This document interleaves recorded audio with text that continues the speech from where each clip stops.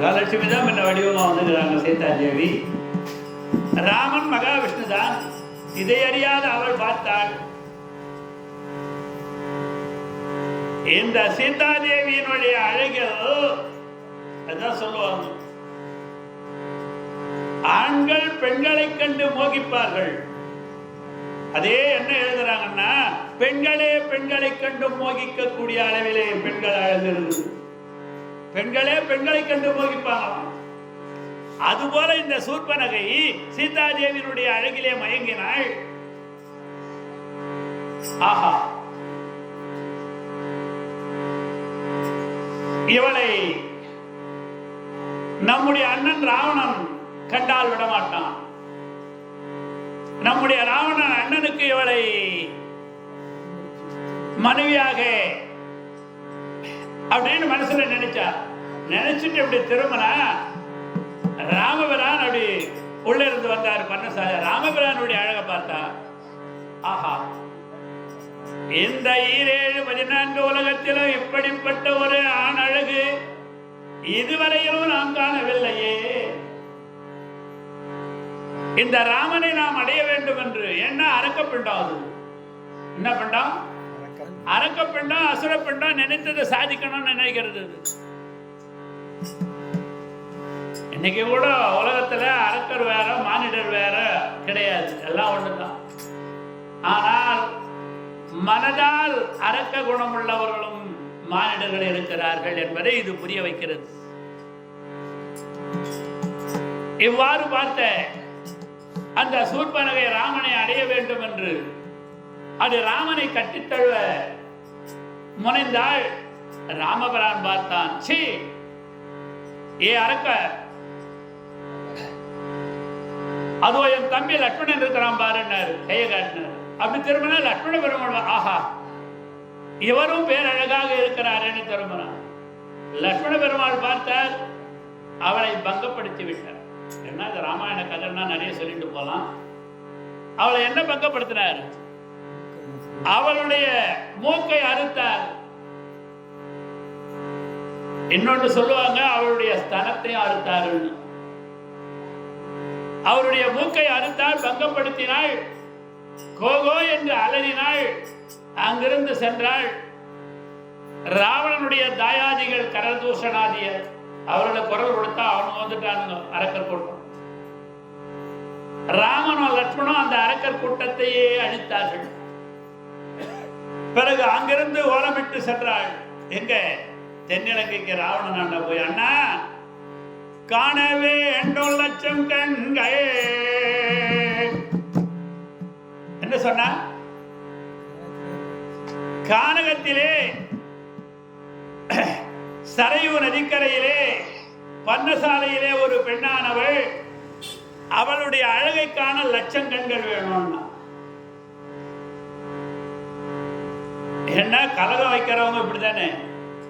அதாவது கலகம் வைக்கிறவங்க அதுக்கு கண்ணு, மூக்கு, காது எல்லாம் வச்சு கலகம் பண்ண கேட்கறவங்க என்ன பண்ணும்? ஆஹா ஆஹா ஆஹா அப்படியே. அது போல என்ன பண்ணா, ஒரே வார்த்தையில என்ன சொன்னார் போய், காணவே 2 லட்சம் கண்கள். தங்க, என்ன என்ன என்ன சொல்றமா? அண்ணா, அவள் உனக்கென்றே பிறந்து வளர்ந்திருக்கிறாள். அவளை காண வேண்டுமானால், அவளுடைய அழகை ரசிக்க வேண்டுமானால் 1 லட்சம் கண்கள் வேணும்னா. 2 கண்ணு போதாதுன்னா. எப்படி வச்சா பாரு. அவன் ராவணன் பாவம் நினைச்சு கூட பார்க்கலாம், அவன் எங்கேயோ அவன் ஆட்சி பண்ணிட்டு தான் இருக்கிறான். இன்னைக்கு கூட என்ன சொல்லுவாங்க, ஒரு பழமொழி, உடன் பிறந்தே கொல்லும் வியாதி. பழமொழி சொல்றமா இல்லையா? உடன் பிறந்தே கொல்லும் வியாதி. உடன் பிறந்த தங்கையே இப்பொழுது ராவணனை கொல்ல போகிறார். அப்படி கேட்ட உடனே என்ன, ஆமாண்ணா, 1 லட்சம் கண்கள் கூட போதாதுன்னா அவளுடைய அழகை காணே, உனக்கு ஏற்றவள் என்ன அப்படின்னு சொன்னதா. ராவணன் பார்த்தா, எங்கம்மா ஏதம்மா சொன்ன. தன்னுடைய மாமன் யாருன்னா மாரீசன். அந்த மாரீசனை அழைத்தான். மாரீசா, எனக்காக நீ ஒரு உதவி பண்ணணும். என்ன பண்ணணும்? அந்த சரையு நதிக்கரையிலே ராமனாம் லட்சுமணனாம் மானிடர்களாம் ஒரு பேர் அழகியாம், அவள் எதிரிலே நீ பொன்மானாக செல்ல வேண்டும். மாரீசன் சொன்னான், அவன் நல்ல பண்டிதன், அறிவாளன், ஞானமுள்ளவன். ராவணா வேண்டாம்பா, சொன்னா கேளு. அந்த ராமன் லட்சுமணன் அவர்கள் சாதாரண ஆசாமிகள் அல்ல. அவர்களை வெல்ல இந்த 17-14 உலகமே திரண்டாலும் முடியாது. அவர்களிடத்தில் இருக்கக்கூடிய ஒரு அழகிய பெண்ணை நீ அடைய விரும்பினால் நீயும் உன்னுடைய தென்னிலங்கையும் தான் அழிந்து போவீர்கள் என்று எவ்வளவோ நீதி சொன்னான். ராவணன் கேட்கவில்லை. அம்மான் மாமன் வாளை எடுத்தான். ஒரே வெட்டா வெட்டிடுவேன், நான் சொல்ற வேலையை செய்ய மாட்டேன். மாரீசன் சொன்னார், ராவணா, இனி உனக்கு நான் சொல்லி ஏறாது. ஏண்டா கெட்டு போறேன்னா ஒரு சொன்னான், நான் இன்னும் கெட்டு போவேன், பந்தயம் என்னையான்னு கேட்கிறான். நான் சொல்றது புரியுதா எல்லாருக்கும்? ஏண்டா கெட்டு போறேன்னா நான் இன்னும் கெட்டு போவேன், பந்தயம் என்னையா அப்படின்றான். அது மாதிரி ராவணன் கதை ஆகி போச்சு. இங்க மாரீசன் அம்மான்னு சொல்லி பார்த்தா இவன் இனி கேட்க மாட்டான். அந்த ராமனிடத்திலே நாம் சென்று பொன்மானாக அந்த ராமனுடைய பானத்தால் நாம் மடிந்தால் நற்கதிக்கு அடையலாம். இவன் கைவாளால நாம மாறணும், நரகத்துக்கு போகணும் என்று அங்கிருந்து புறப்பட்டார். சீதாதேவியின் எதிரிலே பொன்மானாக தக தக தக தகன்னு பொண்ணுமானுன்னா பொண்ணு எப்படி இருக்கும்? தங்க நேரம்னு சொல்றோமே. தக தக தக தகன்னு பொண்ணுமானு அப்படி மின்னலிட்டு எதிரிலே செல்லுகிறது. சீதாதேவி பார்த்தாள், சுவாமி எவ்வளவு அழகான ஒரு பொன்மான் பார்த்தீங்களா இந்த வனத்துல? அந்த மானை கொஞ்சம் பிடிச்சு கொண்டு வாங்களேன், சந்தோஷமா நம்ம கஷ்டமெல்லாம் விளங்குங்க. அப்படியா லட்சுமணா, நான் போய் அந்த மானை பிடிச்சிட்டு வரேன். லட்சுமண பெருமாள் இளைய பெருமாள்னு பேர் சொல்ற. அண்ணா, உலகத்துல மான் இருக்குது. என்ன இருக்குது? உலகத்துல மான் இருக்குது. ஆனால் இப்படிப்பட்ட பொன்மான் என்பது உலகத்தில் கிடையாது. இது ஏதோ மாயமான். என்னமா இது? மாயமான். ஏதோ நம்ம ஏமாற்ற வந்து இருக்கிறோமா? வேண்டாம்னா விட்டுடு, நமக்கு தேவை. தேவி அடம் பிடிக்கிறாள். ஏன் அடம் பிடிக்கிறாங்க சொல்லு பார்க்கலாம். ஏன் அவங்களுக்கும் தெரியாத இந்த இப்படிப்பட்ட பொன்மான உலகத்துல கிடையாதுன்னு இளைய பெருமாள் லட்சுமண பெருமானும் சொல்றாரு. விதியினை வெல்வாரில்லை ராமா ராமா, மதுவனம் அழித்தனது ராமா ராமா. விதியினை வெல்வாரில்லை ராமா ராமா, மதுவனம் அழித்தனர்கள் ராமா ராமா. விதியை வெல்ல வேந்தனாலும் முடியாதுன்னு எழுதி வச்சிருக்குது. விதி இப்படித்தான் அனுபவிக்கணும்னு யார் யாருக்கோ அது கட்டாயம் அனுபவிச்சுதான் ஆகணும். அது அண்ணனா இருந்தாலும் சரிதான், தம்பியா இருந்தாலும் சரிதான், மாமனா இருந்தாலும் சரிதான், மச்சானா இருந்தாலும் சரிதான், அம்மாவா இருந்தாலும் அப்பாவா இருந்தாலும் அவரவர்களுடைய வினைப்பயனை அவரவர்கள் அனுபவித்தே ஆக வேண்டும். இதுல இருந்து நல்லா தெரியுதா எல்லாம் பாருங்க. விதியை வெல்ல வேந்தனாலும் முடியாது என்ற விதத்திலே இங்கு விதிவசம் மூழ்கிறது பாருங்க. எப்படி அடம் பிடித்தால் தேவி, சுவாமி அதெல்லாம் நான் கேட்க மாட்டேன். அந்த பொன்மானு அதப்பா நேரா விளையாடுது, எப்படி துள்ளி ஓடுது பாரு, பிடிச்சா என் கையில கொடுங்க, ராவண விளையாட போறேன். ராமபிரானுக்கு தெரியாதா? தம்பி சொல்றான்னா தம்பியை விட அண்ணன் ராமனுக்கு தெரியாதா இது பொன்மானு, இது ஒரு மாயமான்னு? அவருக்கும் மதிமயங்கு. என்ன பண்றாரு லட்சுமணா? தேவி விருப்பப்படுறாடா, ஆசைப்படுறாடா, அடம்பிடிக்கிறாடா, நான் போய் கொண்டாந்து தரேன்டா, நீ பத்திரமா அப்படி காவல்ல ஏறான்னு சொல்லிட்டு அப்படி புறப்பட்டாரு. போனா கிட்ட அப்படி பிடிக்கிற மாதிரி. அதுக்கப்புறம் பார்த்தா 20 அடி தூரத்தில் தூரம் இருக்கும்.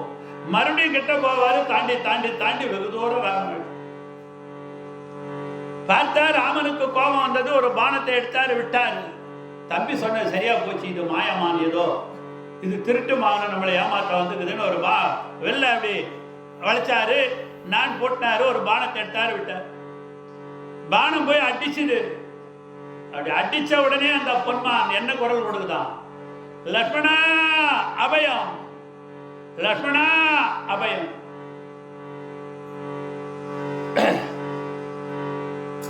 இந்த அபய குரல் ராமனுடைய காதிலும் கேட்டது, அங்கு லக்ஷ்மணனுடைய காதிலும் கேட்டது, தூரத்தில் இருந்த சீதாதேவியினுடைய காதிலும் கேட்டது. லக்ஷ்மணா அபயம் என்ற உடனே முதல்ல யாருக்கு மனம் தொழுதுன்னா சீதாதேவி. அப்படி பார்த்தார், இளையவரே அண்ணாவுக்கு ஏதோ ஆபத்து, லக்ஷ்மணா அபயம்னு அலறாரு, ஓடுங்க ஓடுங்க காப்பாத்துங்க. ராமபிரான் அங்க நினைக்கிறாரு, அடடா தம்பி அப்பொழுதே சொன்னானே, நாமல்லவோ மதிக்கிட்டு வந்தோம், இது மாயமான் என்று. லக்ஷ்மணா அபயம் என்று அழைக்கிறதே தம்பி காதில் கேட்டால் நம்மை காப்பாற்ற ஓடி வருவான், ஏதோ மாயம், தேவிக்கு ஆபத்து நேர்ந்துவிடும். எவர் நினைக்கிறாரு, அங்க லக்ஷ்மண பெருமாளுக்கும் காதல கேட்குது. சீதாதேவி சொன்னாள், இளையவரே ஓடுங்க ஓடுங்க, உன்னதான் இப்ப குரல் விட்டு அண்ணா அழைக்கிறார், போய் காப்பாத்துங்க. அப்ப இளைய பெருமாள் லட்சுமண பெருமாள் சொல்றார், தாயே என்னுடைய அண்ணா ராமபிரானுக்கு 7-14 உலகமே திரண்டு வந்தாலும் ஆபத்து கிடையாது அவருக்கு. நான் ஏற்கனவே சொன்னேன் அது மாயமான் என்று. நீங்கள் என்னுடைய வார்த்தையை கேளாது சென்றீர்கள். தாங்க சாமி சென்றீர்கள், ஆதலால் அவசரப்படாதீர்கள், என்னை காவல் வைத்து விட்டு சென்றார். ஆனால் தேவி சீதா தேவி அடம் பிடித்தாள், இளையவரே இப்ப போய் காப்பாற்ற போறீங்களா இல்லையா அண்ணாவை? சென்று காப்பாற்றவில்லையானால் உன்னதான் இப்ப குரல் கொடுத்தார் லக்ஷ்மணா அபயம்னு. இப்பொழுதே இதோ எரிந்து வருகிறதே காட்டுத்தீ, அந்த காட்டுத்தீயிலே விழுந்து மடிந்து விடுவேன். உடனே போய் அண்ணா காப்பாற்றுங்கள் தலைவனை. இதுதான் கம்பர் எழுதியிருக்கிறார். நம்ம கம்பராமாயணத்துல இப்படிதான் எழுதியிருக்கிறார். நம்முடைய தமிழ் பண்பாட்டுக்கு இணங்க, இந்து மத சம்பிரதாயத்துக்கு இணங்க ஒரு பத்தினி பெண்களுடைய மனநிலை அறிந்து எழுதினார். ஆனா சிலர் நாடகத்தெல்லாம் தப்பு தப்பா சொல்லிடுவாங்க.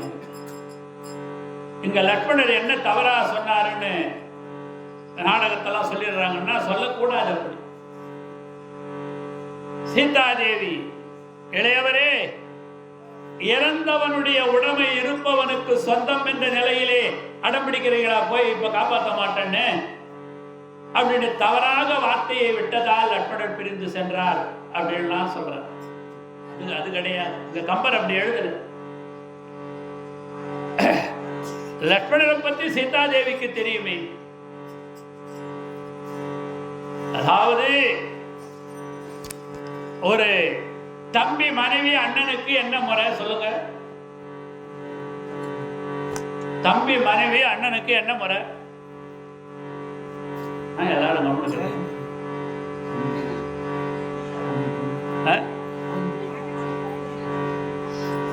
தம்பி மனைவி அண்ணனுக்கு என்ன முறைன்னா தன் வயிற்று மகளாக பாவிக்க வேண்டும். தம்பி மனைவியை தன்னுடைய மகள் தன்னுடைய வயிற்றில் பிறந்த மகளாக பாவிக்க வேண்டும்.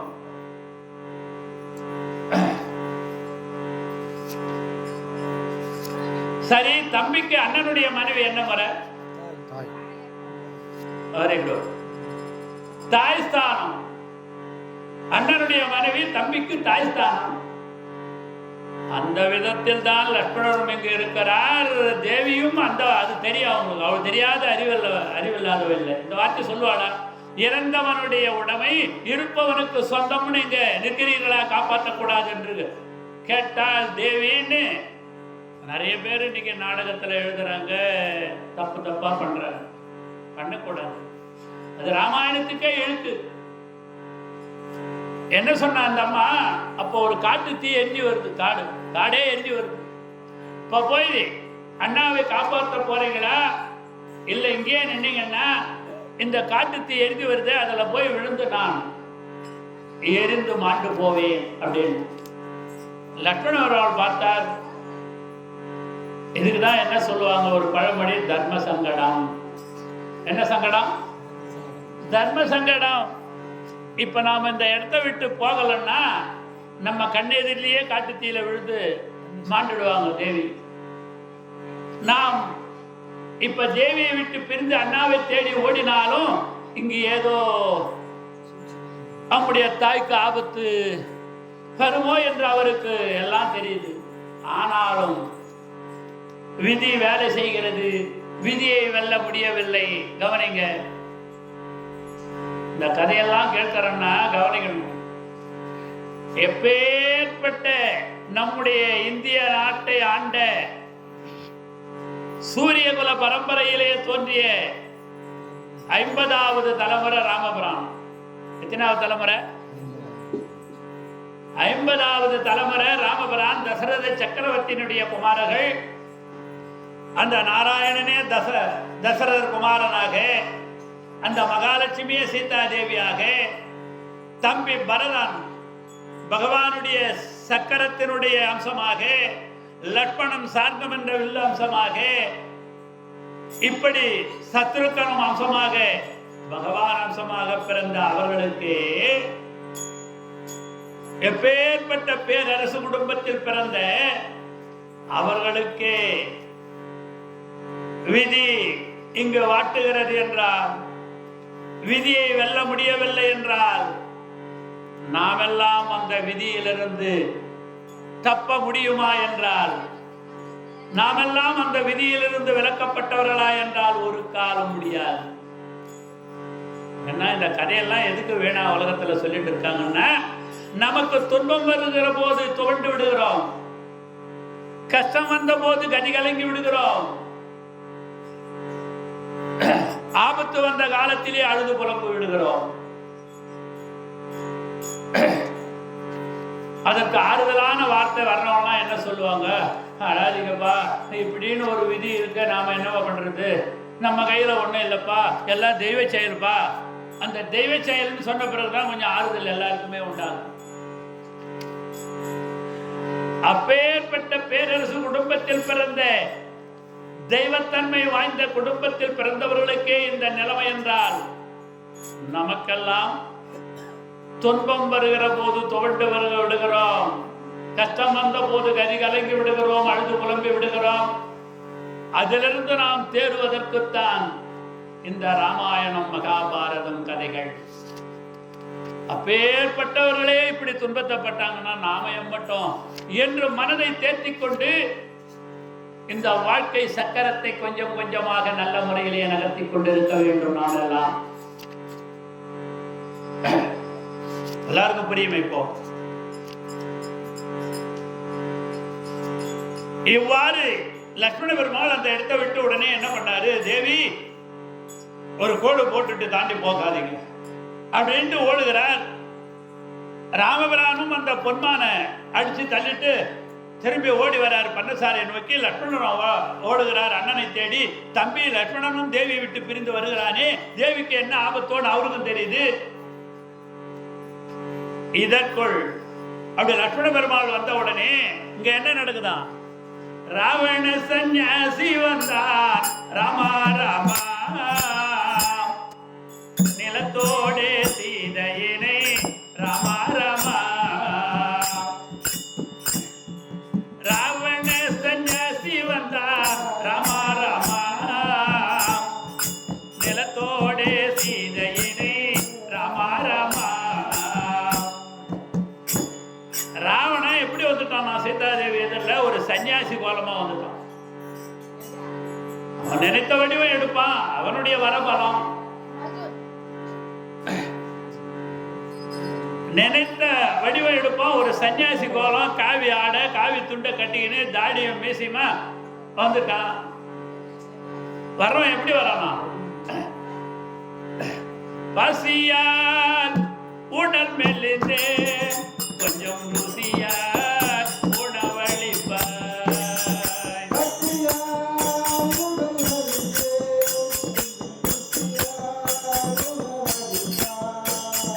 பசியால் உடல் மெல்லிந்தே கொஞ்சம் ருசியால் உணவளிப்பாய். பசியால் உடல் மெல்லிந்தே கொஞ்சம் ருசியாய் உணவளிப்பாய். பசி வாட்டுது, கொஞ்சம் உணவு அழியுமான்னு வர்றான் தேவி ஆண்ட. தேவி பார்த்தாள், ஆஹா யாரோ பாவம் சன்னியாசி பசின்னு வராரு. நம்பினாள். அதுக்கப்புறம் அப்படி அமுது கொண்டு வர்ற அந்த கோட்டை தாண்டக்கூடாது, வாய்ப்படியை தாண்டக்கூடாதுன்னு அந்த பக்கமே நிற்கிற சன்னியாசி சொல்றான், அம்மா வாய்ப்படியை தாண்டி அல்லவோ ஒரு தர்மம் பண்ணணுமா, அந்த பக்கமே இருந்து கொடுக்க பார்க்கிறேன். ஆனா இளையவர் வாய்ப்படியை தாண்டி போகாதுன்னு ஒரு கோட்டு போட்டாரு. தயங்குகிறாள் தேவி. அப்பொழுது ராவணன் உண்மையெல்லாம் எடுத்து சொல்றான். ஏ பெண்ணே, ராமனாம் லட்சுமணனாம் மானிடர்களாம் உன்னை எப்படியோ கல்யாணம் பண்ணிட்டு வந்துட்டான். அவர்களிடத்திலே நீ என்ன சுகத்தை அனுபவிக்க போகிறாய்? நான் யார் தெரியுமா? தென்னிலங்கையை ஆளக்கூடிய ராவணேஸ்வரன். சிவபெருமானிடத்திலே வரம் பெற்றவன். எத்தனை வரம் பெற்றவன்? ராவணன் எத்தனை கோடி வரம் பெற்றான்னு சொல்லுவாங்க தெரியுமா எல்லாரும்? 3 கோடி வரம் பெற்றுகிறானா சிவனாண்ட. 1 2 3 கோடி வரம் பெற்றவன் நான். இந்த 7 14 உலகத்திலே அந்த யமனையே வென்று விட்டு வந்து விட்டேன். திக்கு பாலகர்கள் அத்தனை பேரும் நான் அடக்கிவிட்டேன். மும்மூர்த்திகளே எனக்கு கதி கலங்குவார்கள். இதை விட உனக்கு என்ன பெருமை வேணும்? என்னை நீ ஏற்றுக்கொள் என்றெல்லாம் வார்த்தை விட்டான். தேவி அது நிறைய இருக்குது சொல்லணும்னா 1 மணி நேரம் வார்த்தையாடி இருக்கிறாங்க, 2 மணி நேரம். அட மூடனே, என்னுடைய மணாளன் ராமபிரான்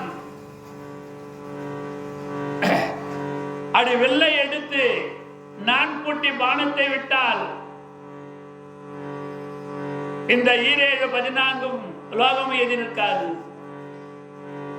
என்னுடைய ராமபிரானுடைய அருமை பெருமை உனக்கு தெரியாதுடா மூடனே என்றெல்லாம் சொல்ல, அவனும் தன்னுடைய பெருமைகளை எல்லாம் சொல்லி கடைசியாக பார்த்தான்.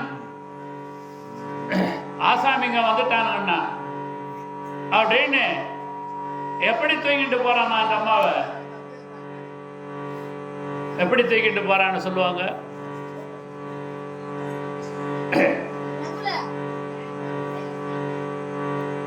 ராவணன் அப்படியே சீதா தேவியை தூக்கி தோல் மேல வச்சுட்டு போயிட்டான்னு நாடகத்தெல்லாம் தப்பா சொல்லுவாங்க. அதெல்லாம் தவறு. ராவணன் தொட்டு கெட்டவன், தொடாது கெட்டவன், இட்டு கெட்டவன், இடாது கெட்டவன் 4 பேரை எழுதி வச்சிருக்காங்க. அதுல தொடாது கெட்டவன் தான் ராவணன். சீதா தேவியை தொடவே முடியாது, தொடர. இன்னொன்று தெரிந்து கெட்டான் ராவணன், தெரியாது கெட்டான் துரியோதனன். பாரதத்துல துரியோதன கேப்பாரு பேச்சு கேட்டே கெட்டான், தெரியாது கெட்டான். ஆனா ராவணன் தெரிஞ்சே கெட்டான். எப்படி தெரிஞ்சு கெட்டான்? ஒரு காலத்துல யமலோகம் போனான் ராவணன். அவன் தான் 3 கோடி வரம் பெற்றவனாச்சு, எல்லா உலகமும் போவோம். ஒரு இரும்பு ஸ்தம்பம் கன கன கன கன கனன்னு எரிஞ்சுட்டு இருக்குதான், ஆகாயம் மட்டும். 2 கிங்கர்கள் நிக்கிறாங்க. ராவணன் போறான். என்னையா இது அப்படின்னு கேட்டான். யமப்பட்டணத்துல நரகத்தை பார்க்குறான். அட்டைக்குழி, அரணக்குழி, பல்லிக்குழி, பாம்புக்குழி எல்லாத்தையும் பார்த்துட்டே போனான். இதை பார்த்துட்டு ஐயா இது என்ன அப்படின்னு கேட்டான். அவங்க 2 பேரும் சொன்னாங்க, இவன் ராவணன் அவங்களுக்கு தெரியுமா என்ன? இவன் வடிவம் மாறி போறான், எந்த வடிவம்னாலும் எடுப்பானே இவன் தான். ஐயா, பூலோகத்துல தென்னிலங்கை ஆள்றானா ராவணன் ஒருவன். அவன் அட்டுழியும். அவன் என்னைக்கு இங்க வரானோ தெரியல. அவன் வந்ததும் அவனை பிடிச்சி எரியுத இந்த இரும்பு கம்பத்துல கட்ட போறோம் அப்படின்னாங்க. ராவணன் பாடு கதி கலங்கிடுச்சான். என்ன அப்ப நாம் பெற்ற 3 கோடி வரமும் எப்படி போகுமோ தெரியலையா? அப்போ இந்த இரும்பு கம்பத்தை போய் நாம தள்ளணுமாமே.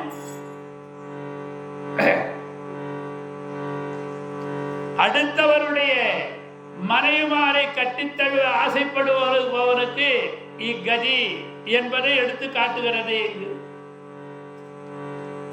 ஒரு பெண்ணினுடைய மனம் நோகும்படியாக எந்த ஒரு பாதகன் நடக்கிறானோ அவனோ அவனுடைய கிளையும் ஓராண்டில் மடியும்னு திருமூலருடைய எழுதி வச்சிருக்கார். திருமூலர் 10,000 வருஷத்துக்கு முன்ன. இங்க அது போல சொன்ன உடனே ராவணன் பார்த்தான், கதி கலங்குறான். என்ன நமக்குன்னு இந்த இரும்பு ஸ்தம்பம் இருக்குதாமே, இதை கட்டிப்பிடிக்கணுமாமே, நமக்கு எப்பேற்பட்ட கதி இதை அனுபவிக்குமா? உடனே தந்திரமா கேட்டான் அவங்க 2 பேரும். சரி ஐயா, அந்த கொடிய ராவணன் இந்த கம்பத்தை இந்த துன்பத்தை அனுபவிக்காத போகணும்னா அவன் என்ன பண்ணணும் அப்படின்னு கேட்டான். அதுக்கு அவங்க 2 பேரும் சொன்னாங்களா, வாப்பா உட்காருப்பா,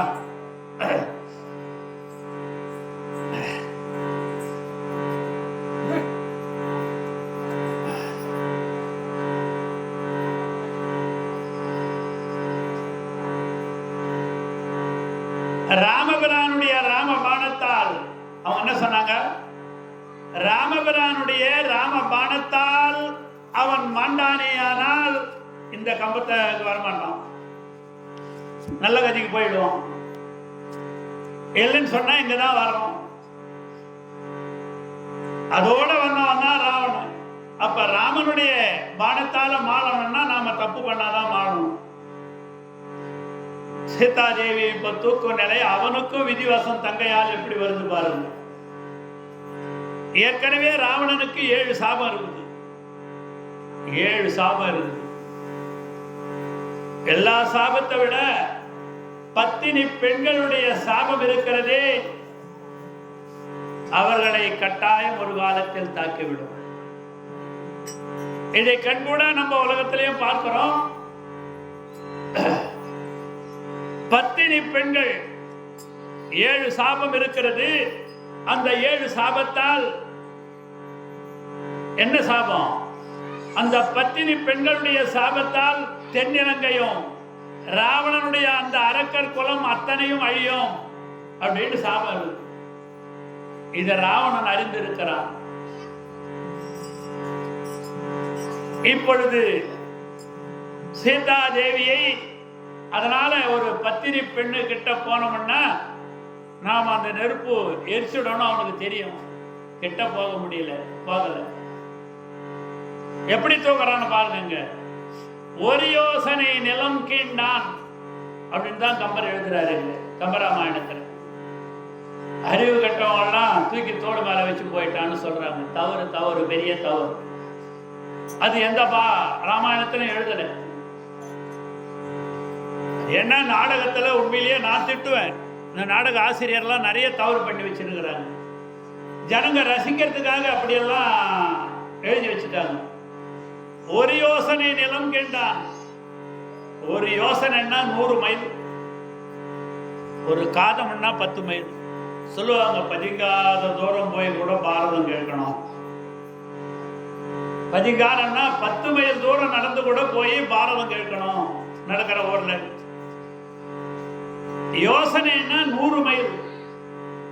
இங்க ராவணன் அந்த சீதா தேவியை அருகிலே செல்ல முடியாது, அந்த பத்தினி பெண்ணினுடைய நெருப்பு நம்மை சுட்டி எரித்து விடும் என்று பயந்து ஒரு யோசனை 100 மைல் அளவு அப்படியே என்ன பண்ணானா தன்னுடைய ஆயுதத்தால அப்படியே நிலத்தையே தோண்டினான். அவனுடைய வரபலம் அவ்வளவு இருக்குது, அது எப்படியா தூக்கிடுவான்னு சொல்ல முடியாது. 100 மைல் அளவு மண்ணோடு அப்படியே பேத்து தன்னுடைய புஷ்பக விமானத்தில் வச்சிருந்தான். அப்ப அவனுடைய புஷ்பக விமானம் இப்ப எவ்வளவு பெரியதுன்னு பாருங்க. அந்த புஷ்பக விமானத்துல வச்சுட்டு கத்துட்டு போய்க்கலாம்.